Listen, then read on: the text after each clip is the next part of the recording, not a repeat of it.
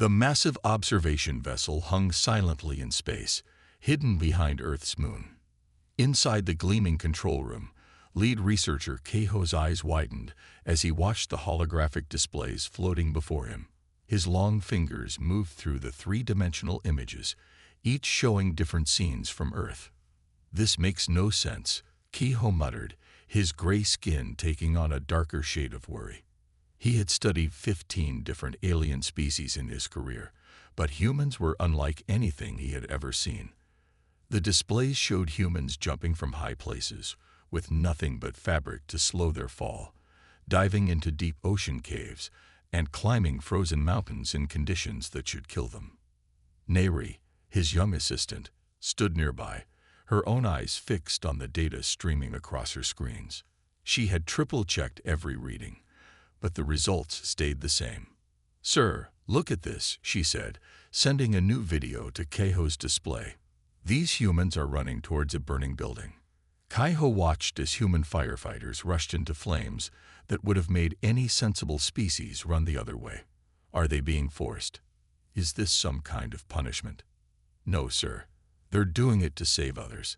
They're putting themselves in danger by choice." Neri's voice held a mix of horror and fascination. "And look at these readings. Their stress responses actually seem to help them perform better." Keiho rubbed his temples, feeling a headache coming on. The Galactic Coalition had strict rules about studying new species. They had to understand a species completely before making contact. But humans broke every rule they knew about intelligent life. He pulled up another set of images. "These ones are even more concerning," he said, pointing to humans in colorful outfits. They strap themselves to boards and slide down mountains covered in frozen water. They call it skiing, and they do it for fun. Neri checked her data tablets. "Sir, we've recorded over 300 different activities humans do purely for entertainment that could easily kill them. They call them sports and adventures." In another corner of the control room, the ship's medical officer, Dr. Yunhee, joined them with her own report. "Their biology is just as puzzling," she said, bringing up detailed scans of human bodies. "They can keep moving with broken bones. They heal from injuries that should be fatal. And their bodies actually get stronger when damaged. Their muscles rebuild better after being torn." Keiho stood up and paced the room, his footsteps echoing on the metallic floor. "In all my years of research, I've never seen anything like this. Most species evolve to avoid danger. Humans seem to chase it." Just then, another alert flashed across the main screen. Neri quickly pulled up the new footage. "Sir, you need to see this. These humans are trying to climb the highest mountain on their planet. The oxygen levels there are too low for survival. The temperature is fatal, and yet." They watched as human climbers pushed through a terrible storm, helping each other, refusing to turn back even as their bodies began to fail. Keiho's hands trembled slightly as he marked down another example of human madness. "Check their historical records," he ordered. "I want to know if this behavior is new or if they've always been like this." Neri spent the next hour going through Earth's history. Her face grew paler with each discovery. "Sir, it's not new. They've always been this way. They crossed oceans in wooden boats when they didn't know what was on the other side. They went into space in ships that had a high chance of exploding. They explored deep caves, deep oceans, and send robots to other planets. And they keep doing these things even when many of them die trying." Keiho sat back in his chair, looking at Earth floating peacefully in the distance. "We came here thinking we find another normal species ready to join the coalition. Instead, we found..." He paused, searching for the right words. "We found madness," Neri finished for him. "Beautiful, terrifying madness. Send a priority message to Coalition Command," Keiho said finally. "Tell them we need more time to study humans before making contact, and add a warning label to the report." "What should it say, sir?" Keiho looked one more time at the screen showing humans laughing as they jumped out of perfectly good aircraft, diving into dark caves, and running into danger to save others. "Label it. Caution. Species exhibits extreme behavioral abnormalities. Approach with care. They are not like us. They are not like anyone we've ever met. As they continued their observation, a new alert came in. Somewhere on Earth, humans were testing a new rocket design that had already exploded 3 times. Instead of giving up, they were trying again, making jokes about the explosions and calling it progress. Kaiho and Neri exchanged looks. They had a feeling their study of humanity was going to be very different from any other species they'd encountered. These humans weren't just strange. They were changing everything the Coalition thought they knew about intelligent life. Behind the moon, their ship continued its silent watch, collecting more evidence of humanity's beautiful madness, one crazy adventure at a time. In the grand meeting hall of the Galactic Coalition, thousands of light years from Earth, Chief Counselor Sumin stood before the massive circular table. The room was filled with the most powerful beings in the known galaxy, all gathered to discuss one small planet that was causing them great concern. "Show us the human history records," Sumin commanded, her voice steady despite her worry. The air above the table filled with holographic images of Earth's past. Council member Jaiwan leaned forward, his eyes fixed on scenes of human warfare. "Look at this," he said, pointing to images of World War I. They developed weapons that could destroy entire cities. Most species would have stopped there, afraid of their own power. But humans, he shook his head in disbelief. They took those same weapons, Sumin continued, and found ways to use them for power generation. They turned tools of destruction into sources of energy. The images changed to show nuclear power plants. The council watched in silence as more historical records played out before them. They saw humans survive ice ages by making clothes and controlling fire. They watched as humans faced plagues, famines, and natural disasters. Each time, instead of being destroyed, humans came back stronger. "This defies all known patterns," said head scientist Du Jin, checking his datapad. "When the asteroid struck their planet and killed most large life forms, their ancestors not only survived but thrived. They turned into the planet's dominant species." Schumann brought up more recent history. "Here's something even more disturbing," she said. The display showed humans working in dangerous conditions, firefighters, rescue workers, and soldiers rushing toward danger instead of away from it. "They risked their lives for others," noted Security Chief Minji. "Not just family members, but complete strangers. We've seen them dive into flooding waters, run into burning buildings, and face armed attackers to save others." "That's not logical," Jai-1 protested. "No species should value unknown individuals over their own survival." The debate continued as they reviewed more evidence.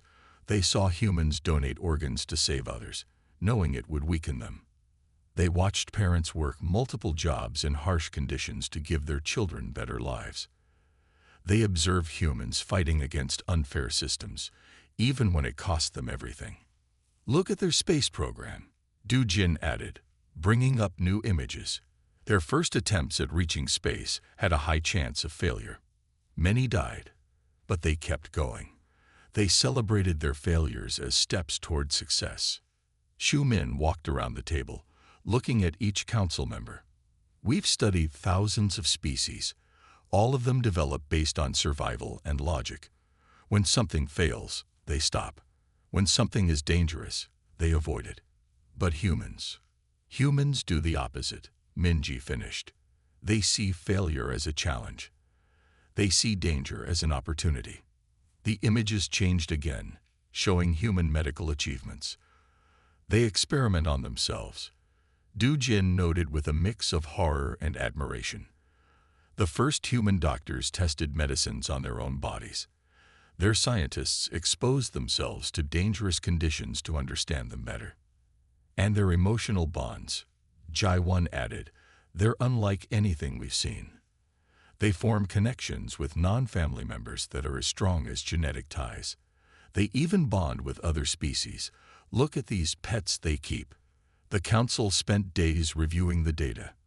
They saw humans rebuild entire cities after destruction, create art in the middle of wars, and dance during disasters.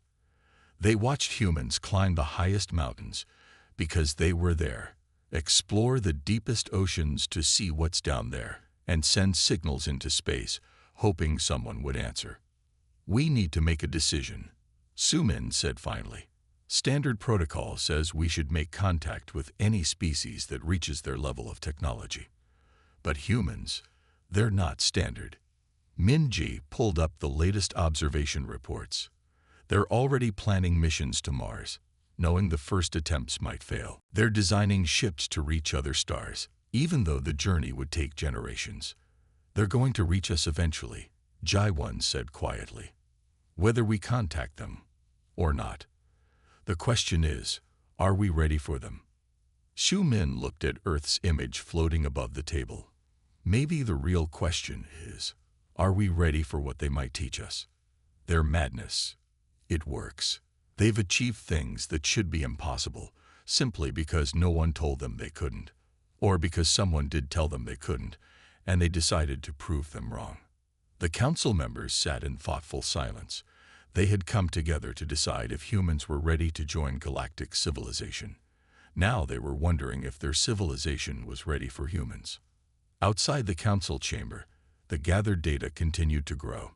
Somewhere on Earth, humans were planning their next impossible feat, unaware that their beautiful madness was causing such concern among the stars. The massive council chamber was filled with fear. Through the giant viewing windows, everyone could see the void cascade, a massive tear in space that swallowed light, matter, and even time itself. It looked like a black storm eating the stars, growing larger each day. Strategic Commander Duha stood before the emergency gathering of all spacefaring races. His usual neat appearance was gone, replaced by signs of exhaustion and defeat. "The predictions are clear," he said, his voice heavy. "In 6 months, the void cascade will reach the core worlds. In 1 year, half of known space will be gone. In 2 years," he didn't need to finish. Everyone knew. The room was filled with representatives from 300 different species. Many were crying in their own ways. Some had already accepted their fate and were making plans for their species' final days. That's when the humans arrived. Han Sol, Earth's main representative, walked into the chamber like he was going to a business meeting, not the end of the universe. He carried a simple tablet and wore a slightly wrinkled suit.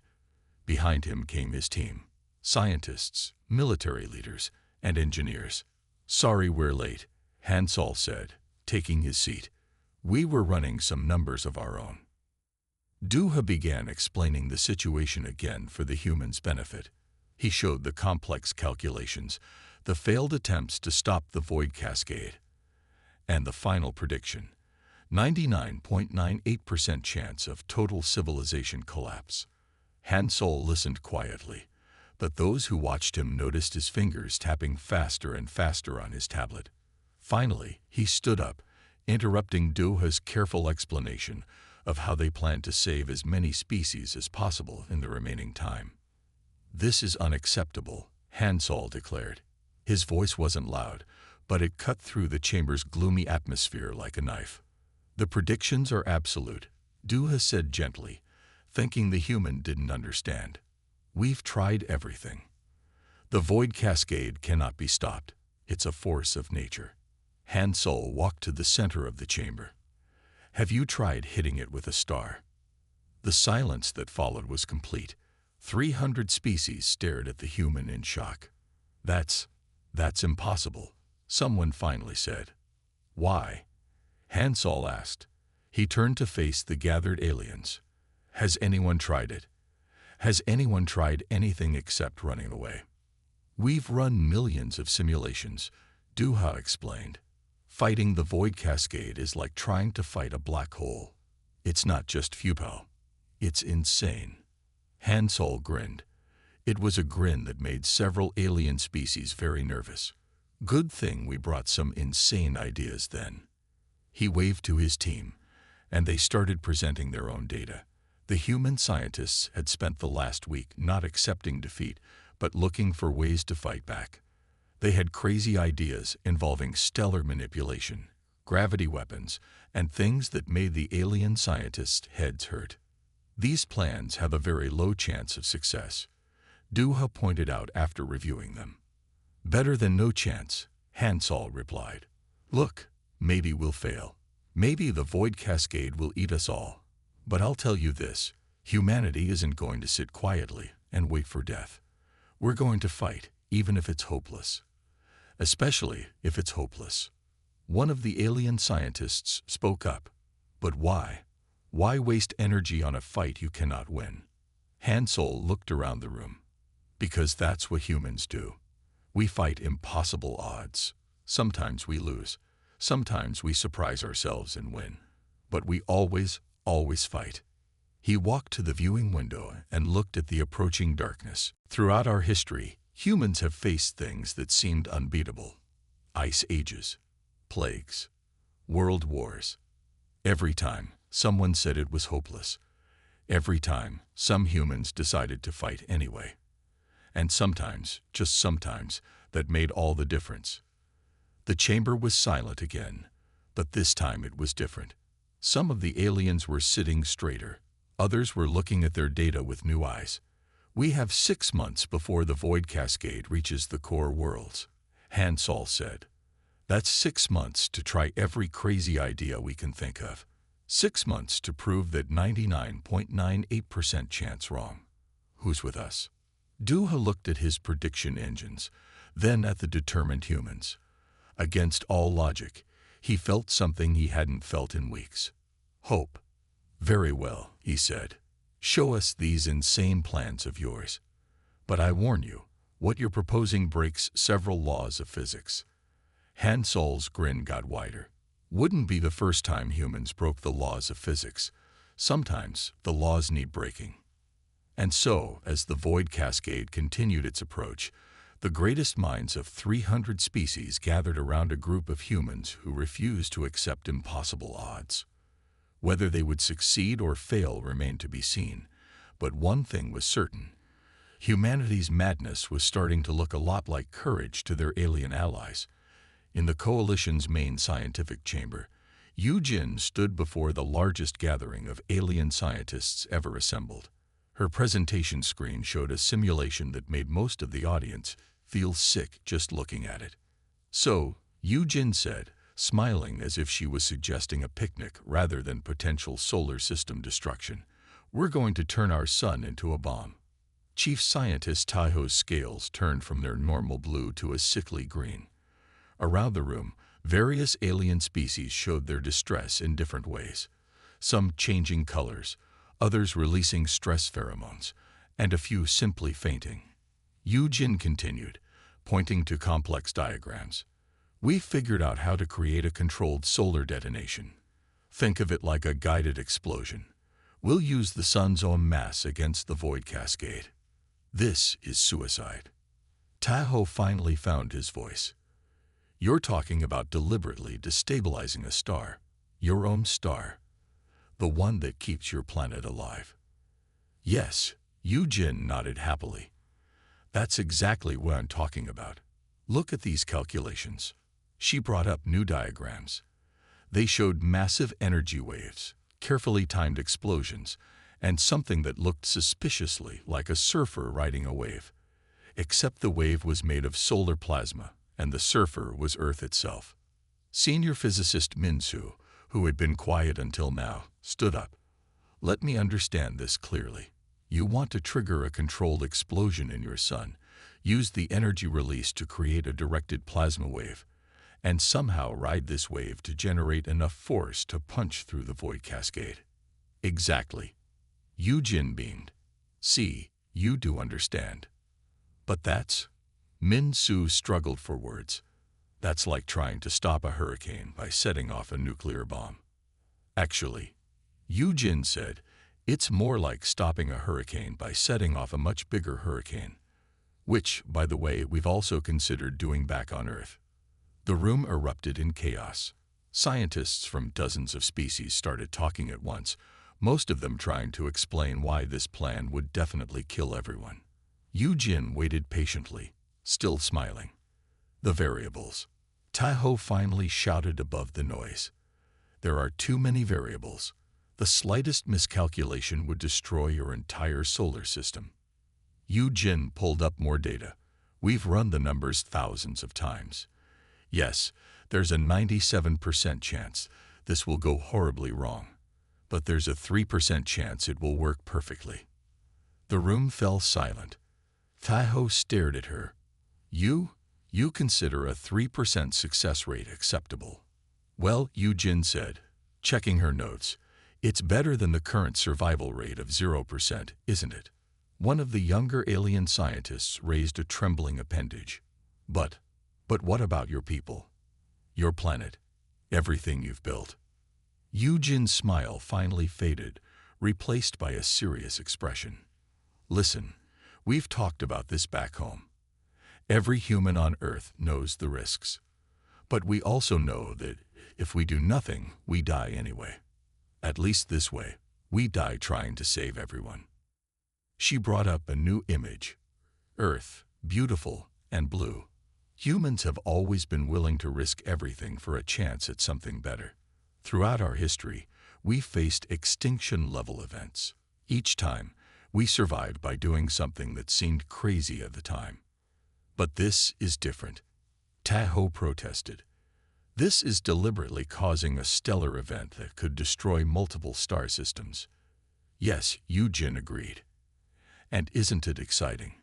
The alien scientists exchanged worried looks. The human definition of exciting seemed to be very different from theirs. Yu-Jin continued explaining the technical details.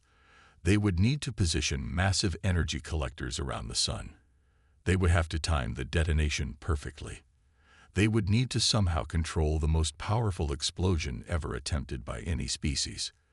The math works, she insisted. The physics works. We just need to be brave enough to try it. Brave?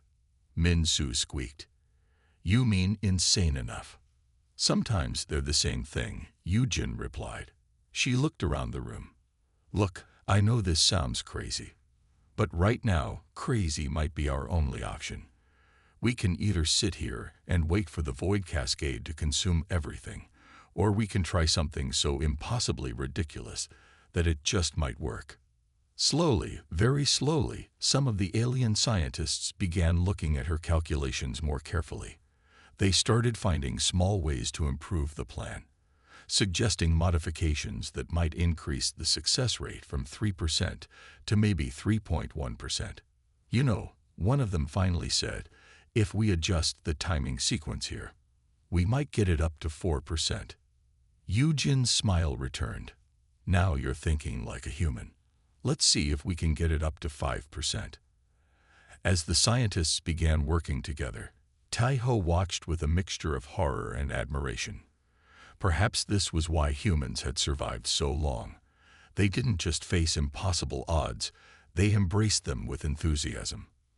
Outside the chamber, the void cascade continued its advance through space, unaware that a species of crazy primates was about to try punching it with a star.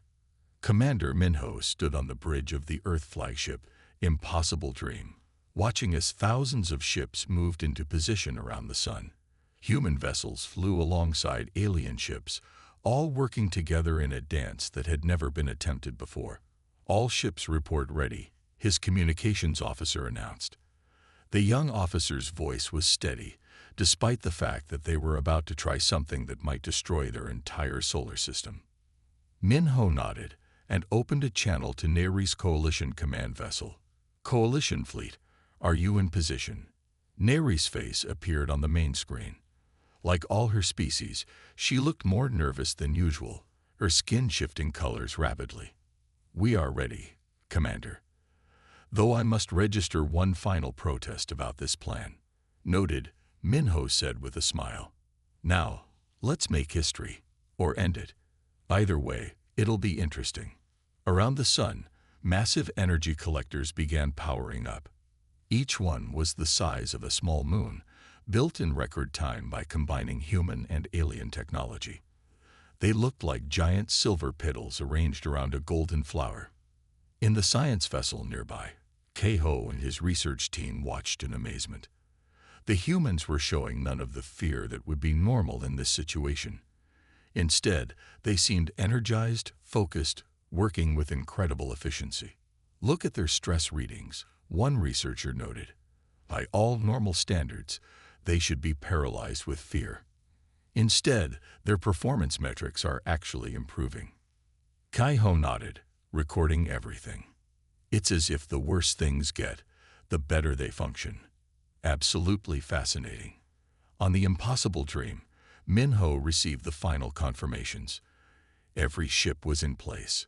Every device was ready. They had one chance to get this right.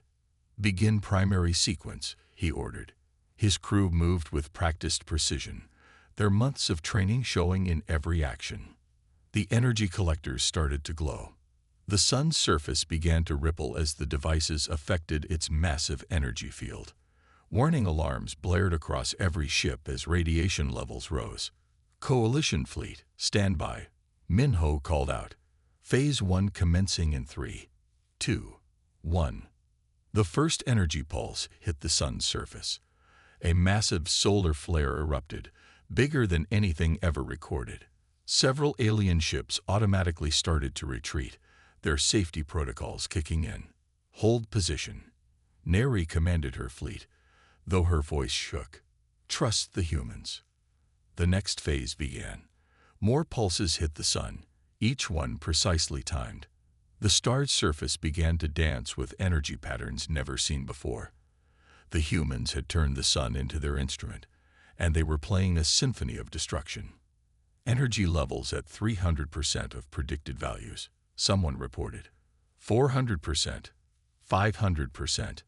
Kaiho's team watched in amazement as the human crews adapted to each new challenge instantly.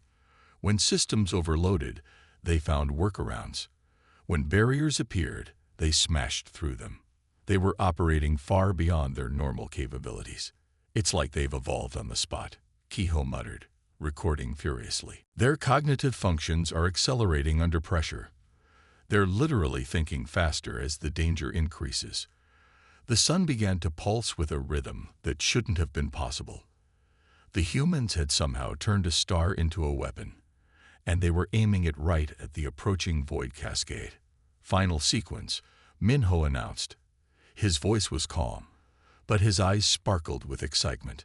"All ships, prepare for stellar shockwave." The energy collectors reached their peak. The sun's surface writhed like a living thing. And then, everything happened at once. The controlled detonation sent a beam of pure stellar energy shooting out into space. The shockwave hit every ship like a hammer, but they held formation. And ahead of them, the void cascade actually stopped expanding. "It's working," Neri whispered in disbelief. "By all that's sacred, it's actually working." The humans weren't done yet. They rode the solar shockwave like surfers on a wave, adjusting their ship's positions with impossible precision. Each adjustment sent more energy into the beam, focusing it tighter and tighter. Keiho's instruments were going crazy. "They're performing at levels that should be physically impossible," he reported. "Their reaction times are beyond anything we've ever recorded. It's like the entire human race has transcended their normal limitations." On the Impossible Dream, Minho watched as the impossible became possible. The void cascade wasn't just stopping, it was beginning to collapse. "All ships, give it everything you've got," he ordered. "We're not just going to survive this, we're going to win." The alien observers would later write that this was the moment they truly understood humans. Not when they proposed the insane plan, not when they built impossible devices, but when they turned certain death into absolute victory through sheer determination. As the void cascade finally began to fall apart, Keiho made his final notes. Humans don't just fight against extinction. They use the threat of extinction as fuel. They don't just face death, they dare it to face them. And somehow, impossibly, they win. The crisis wasn't over yet, but for the first time since it began, the combined fleets of humanity and the coalition felt real hope. They had done the impossible, and they had done it together. From his command chair, Minho allowed himself a small smile. "Not bad for a species that's supposed to be primitive," he said to no one in particular. "Now, who's ready for Phase 2?